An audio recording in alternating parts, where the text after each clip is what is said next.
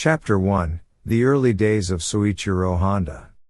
Soichiro Honda was born on November 17, 1906, in a small village called Komyo in the Shizuoka Prefecture of Japan. His family lived a modest life. His father, Honda Tetsuo, was a blacksmith, and his mother, Jitsu, managed the household. Though they were not rich, they worked hard every day. From a young age, Soichiro was fascinated with machines.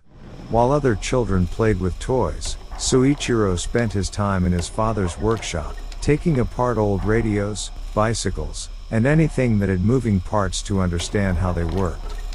He did not have many toys, but he didn't mind. The tools in his father's shop were his playthings.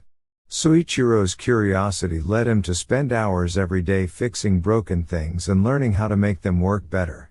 This hands-on experience was the beginning of his passion for mechanics, and it stayed with him throughout his life. Although his family was not wealthy, Soichiro's parents made sure that their children received some education. However, the education system at the time was not enough for Soichiro, who was already thinking far beyond what was taught in school. Soichiro became determined to become an engineer, and he realized that he had to leave his small village if he was to follow his dream. The village, while peaceful, was too small for his big dreams. By the age of 15, Soichiro had learned all he could from his family's workshop. He dreamed of moving to Tokyo, where he believed he could learn more about machines and pursue his dream of becoming an engineer. At 15, he made the difficult decision to leave home and head for the big city. Chapter 2: The Road to Tokyo. Arriving in Tokyo was a big challenge for Soichiro. He was young, alone, and had very little money. He could not afford a proper place to stay, so he found a small room in a cheap boarding house. Tokyo was much larger and more complex than he had imagined. The people were busy, and the city felt overwhelming, but Soichiro never doubted that this was where he needed to be. Soichiro's first job in Tokyo was at a small garage, where he worked as an apprentice mechanic. It was a difficult job, and he faced many challenges, but he was determined to learn. The owner of the garage, seeing Soichiro's passion for machines, began teaching him more advanced techniques. Soichiro learned not only how to fix machines but also how they were built.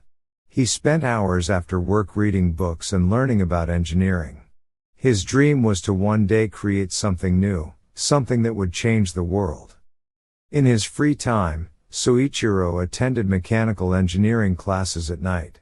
Although he could not afford formal education, he never let that stop him. He knew that the knowledge he gained from books and his experience at work was just as valuable as anything taught in a classroom.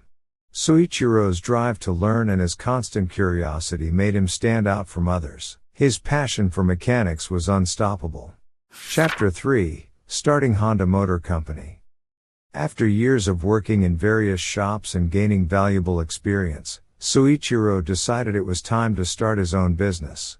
In 1937, he founded the Honda Technical Research Institute in Hamamatsu, Japan. At first, the company was focused on developing small engines for bicycles. Soichiro's goal was simple. He wanted to create a product that was affordable, efficient, and practical for the everyday person. The first product from Honda Technical Research Institute was a small engine that could be attached to bicycles. The product was an immediate success. It was cheap, reliable, and easy to use. Soichiro's dream of creating an affordable transportation option for the common person was becoming a reality. Soichiro's next step was to create a motorcycle. In 1949, Honda launched its first motorcycle, the D-Type. The motorcycle was simple but durable, and it quickly gained popularity throughout Japan. It was affordable for the average Japanese citizen and allowed more people to travel greater distances. Soichiro's company began to grow rapidly, and it wasn't long before he started thinking about cars. In 1948, Honda Motor Company Limited was officially founded, and Soichiro's focus shifted to building cars. He knew that the future of Japan's economy would depend on a strong automobile industry, and he wanted Honda to be at the forefront of this change. But it wasn't easy. Soichiro faced many obstacles, including a lack of resources and competition from established car manufacturers. But he was determined to make Honda a success. Chapter 4: The Rise of the Honda Civic. Honda's early success with motorcycles was impressive, but Soichiro's ultimate goal was always to build cars. In 1963, Honda introduced the T360, a small truck that became Honda's first car. However, it was the launch of the Honda Civic in 1972 that truly revolutionized the company. At the time, the car market was dominated by large, expensive vehicles. But Soichiro believed that Japan needed a car that was affordable, efficient, and practical. The Honda Civic was small, lightweight, and fuel efficient, making it perfect for the growing middle class in Japan.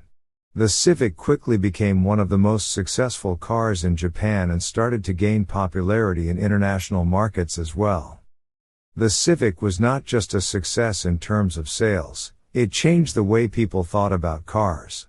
Soichiro's vision of creating affordable and practical vehicles for the average person had come to life.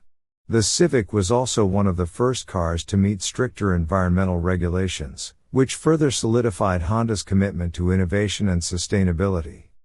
Chapter 5: Soichiro Honda's Legacy.